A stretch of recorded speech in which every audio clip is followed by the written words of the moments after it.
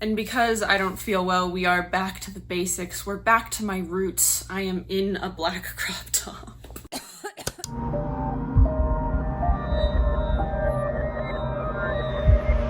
I just want to get a few things out of the way, just sort of bullet point them. I don't want to do a full intro. AC is on. I am sick. I have been up since 5:30 and it is Thursday, meaning when you are seeing this on Friday or maybe Saturday, honestly, that's how long I've had to edit. I also wrote this video in about 3 hours. I researched and wrote this entire video in 3 hours. And of course we have to acknowledge my son, Wendell. If we don't acknowledge Wendell, he sort of blips in and out of existence around my room. And I don't think I have to explain why I don't like that. So this is a topic I've been wanting to cover for a while, but it is a very small topic and didn't quite have like as much to it as I thought it would. So I always thought I'd like shove it into another video, but instead today you're gonna get just a little mini video with a little mini topic. So without further ado, rain or shine, sickness or health, yep, I'm married to YouTube. Today we're talking about the Dark Watchers.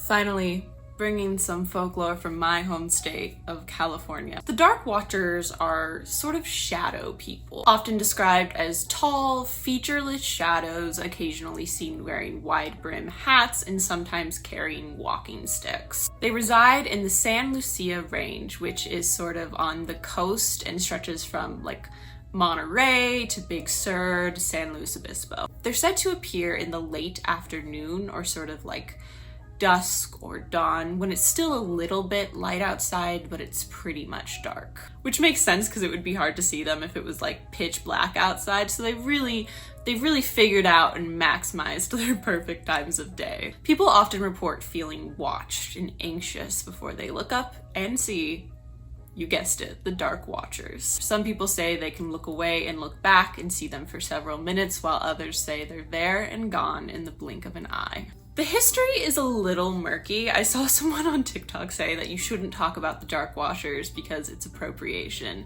but everywhere else I looked said that there were no indigenous tribes in the area that have any sort of supernatural being that is similar or could be the Dark Watchers. The Dark Watchers seem to be initially seen by Spanish settlers who referred to them as Los Vigilantes or Scoros.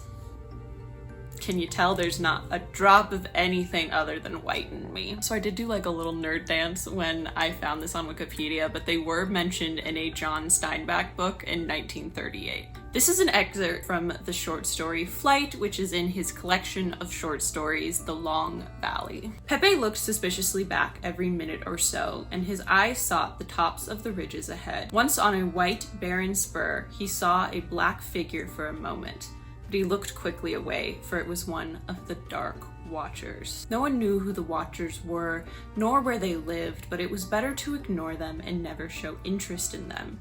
They did not bother one who stayed on the trail and minded his own business. Later, Thomas Steinbeck, John Steinbeck's son, said that his grandmother, Olive Hamilton, would tell him stories about the Dark Watchers. Thomas said Olive was the kind of woman that if she couldn't see it, feel it, smell it, read it, etc., then she didn't believe in it. But despite all that, Olive claims to not have only seen the Dark Watchers, but interacted with them. She used to be a teacher, and when she was riding her bike to and from school through the forest, she says she would leave them nuts or fruit or flowers and come back to see that they had returned the favor. Thomas Steinbeck also mentioned seeing them himself as a child, which, like, what the fuck?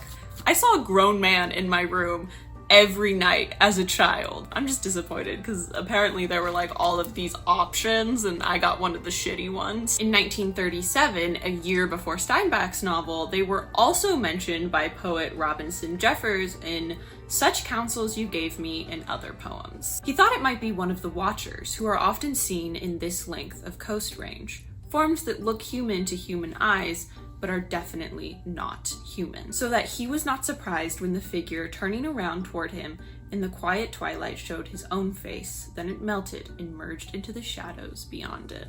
Again, they were slipped into Monterey journalist and Big Sur native Rosalind Sharp Wall's book in 1989, a wild coast and lonely Big Sur pioneers. I too once saw these little dark people at Mill Creek.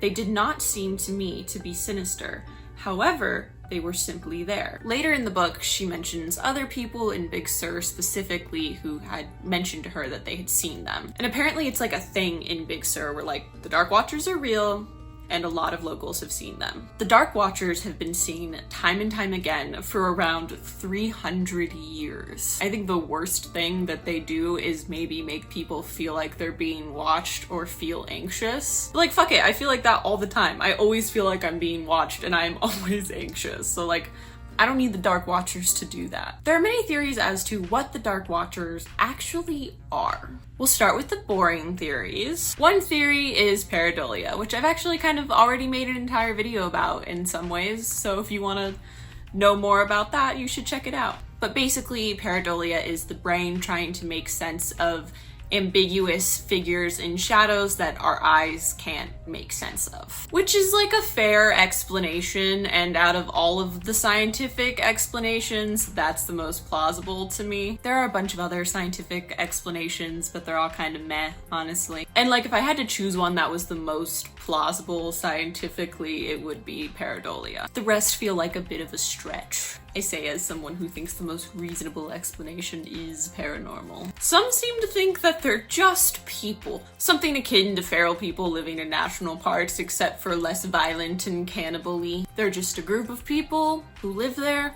and watch the travelers. Personally, I feel like, especially for California, we would know if there were feral people living in the Santa Lucia range, but you do you, okay? None of my business. Hey, have your own theories. I don't care. Another theory, which is the one that I subscribe to, is they are the spirits of travelers who went off trail and died and now serve as sort of a warning. Supported by the fact that people have reported having clearer vision at night and having better hearing after seeing the Watchers, almost like they are helping them on the trail. Another legend is that they only appear to people with simple possessions, which I think could also lend to the theory of them helping travelers because you would probably need less help if you have gadgets. I saw people propose that these were the Hat Man or Hat Men. And I get it because the Hat Man also watches, but he has no problem getting close, like getting real up close and personal. Whereas the Dark Watchers, if you try to get close to them, disappear. And the feeling with the Hat Man isn't just that you're being watched, it's sinister. It is like in your bones, in your blood, I need to get away from him. I need to get out of here. Like you need to escape him. Whereas the Watchers are again just watching and at worst make you feel watched and anxious. There's not really a conclusion for the Dark Watchers. I think the theories are the conclusion. When it comes to supernatural things, they kind of are what you think that they are. In my opinion, I do believe that they're sort of paranormal entities, and perhaps they are travelers who got off trail and now they're there as a warning or as a guide. And I think that's a nice thought. I did spend several days in the forest in Big Sur like 2 years ago and I didn't see anything. I saw some raccoons. I got chased by some raccoons. But I was also drunk like 80% of the time and had technology, so I don't know if I was really their target demographic. What I can say is that part of California is my favorite place in the entire world. I know this video is short, but I'm happy it's being uploaded at all. On Monday, I tried to record a video that I had planned for this whole October spooky month, but just like everything went wrong, and then I fixed it, and then I was recording it and it just fell flat and I wasn't having a good time, and then it turns out I was sick. I don't have COVID, I tested, I think I'm just normal person, sick and run down. But I simply refused to not post the 4 videos this month that I promised. You can still email me your spooky stories at tellcleverhaunts@gmail.com. If you want more information about what I'm looking for, it's on my community tab on YouTube, or you can find, again, more information on my Instagram at cleverhaunts. Now I won't see you till Halloween, which is crazy that the month is almost over. It has been a long month. But we've done it. I've done it. We've done it. It's a team effort. I'm Cleverhaunts, and I guess that's it.